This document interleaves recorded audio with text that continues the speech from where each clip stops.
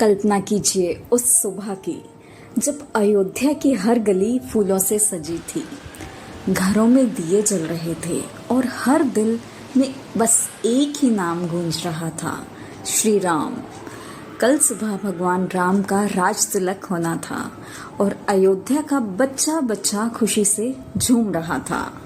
लेकिन ठीक उसी वक्त राजमहल के एक कोने में अयोध्या के कुलगुरु महर्षि वशिष्ठ अपने आसन पर पत्थर की मूर्ति की तरह बैठे थे। उनके हाथ में राजकुमार राम की जन्म कुंडली कांप रही थी। वे बार बार ग्रहों की चाल देख रहे थे, नक्षत्रों को पढ़ रहे थे, लेकिन उनके मुंह से एक शब्द नहीं निकल रहा था। जिंदगी भर हर भविष्य को सटीक आंकने वाले महर्षि वशिष्ठ आज पूरी तरह हार चुके थे।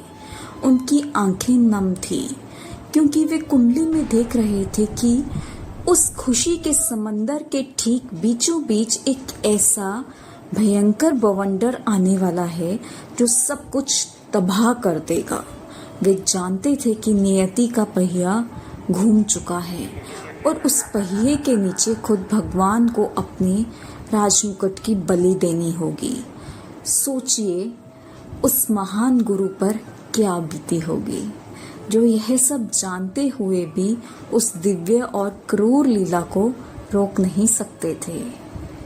हर सजा के पीछे एक गुनाह जरूर छिपा होता है और कर्मों का हिसाब किसी को नहीं छोड़ता, फिर चाहे वह चक्रवर्ती सम्राट दशरथ ही क्यों ना हो। बहुत साल पहले इसी राजा दशरथ ने अनजाने में एक बहुत बड़ा पाप किया था। जंगल के अंधेरे में एक तरुण तपस्वी श्रवण कुमार की उनके हाथों मृत्यु हो गई थी। अपने इकलौते और अंधे माता पिता के सहारे को छीनने वाले दशरथ को उस लाचार पिता ने एक ऐसा भयानक श्राप दिया था जो इतिहास के सीने पर हमेशा के लिए अंकित हो गया।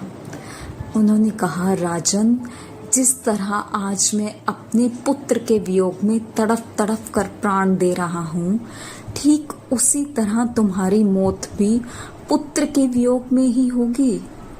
वही श्राप, जी हाँ, वही श्राप, वही पुराना हिसाब आज अपना दरवाजा खटखटा रहा था। लेकिन उस श्राप को पूरा करने के लिए एक ऐसी माँ की बलि दी जानी थी जो राम को अपनी सांसों से भी ज्यादा प्यार करती थी। और तब उतरी वह अदृश्य विवश करने वाली शक्ति। मंथरा तो सिर्फ एक नाम था, एक कठपुतली थी। असल खेल तो ब्रह्मांड की उस महायोजना का था जिसे रावण के अंत के लिए रचा गया था। महासरस्वती ने देवताओं के आग्रह पर कैकेयी की बुद्धि पर ऐसा पर्दा डाल दिया कि ममता की वह मूरत अचानक एक क्रूर पत्थर बन गई। वही कैकेयी जो राम के बिना एक पल नहीं जी सकती थी, जिसके आंचल में राम ने बचपन बिताया था। आज उसी कैकेयी के मुंह से ऐसे जहर भरे शब्द निकले जिसने महल की नींव हिला दी। राक्षस भी कांप उठे उस दृश्य को देखकर। कैकेयी ने राजा दशरथ से वो 2 खंजर जैसे वरदान जो मांग लिए। पहला, राम के लिए 14 वर्ष का वनवास और भरत के लिए खून से सना सिंहासन। उस पल अयोध्या की हवाओं में सिर्फ सिसकियां ही गूंज रही थी। चक्रवर्ती सम्राट दशरथ, जिनके एक हुक्म पर दुनिया झुकती थी, वे अपनी ही रानी के चरणों में गिर पड़े। वे बच्चों की तरह फफक फफक कर रोए। कैकेयी के पैर पकड़ लिए, गिड़गिड़ाए कि मुझे मार डालो रानी, पर मेरे राम को मुझसे मत छीनो। लेकिन कैकेयी का दिल तो पत्थर बन चुका था। वचनों के उस कैदी राजा के हाथ बंधे थे। और दूसरी तरफ जब यह बात श्री राम को पता चली तो उनके चेहरे पर शिकन तक नहीं आई। जहाँ कोई भी इंसान इस धोखे पर गुस्से में पागल हो जाता, वहीं राम के चेहरे पर एक शांत दिव्य मुस्कान तैर गई। उन्होंने अपनी माता कौशल्या के आंसुओं को पोंछा, लक्ष्मण और सीता को समझाया और अपने पिता के वचन की लाज रखने के लिए राजसी वस्त्र उतारकर वलकल के कपड़े पहन लिए। जरा महसूस कीजिए उस दर्द को। जिनके सिर पर कल दुनिया का सबसे भव्य मुकुट सजने वाला था, आज उनके माथे पर मिट्टी का तिलक लगा था।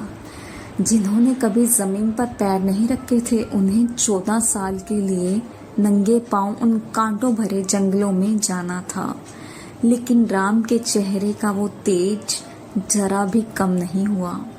उन्होंने दुनिया को सिखाया कि परिस्थितियां चाहे जैसी भी हों, अगर आपके दिल में अपनों का सम्मान और कर्तव्य का पालन करने की ताकत है तो कोई भी वनवास आपको हरा नहीं सकता।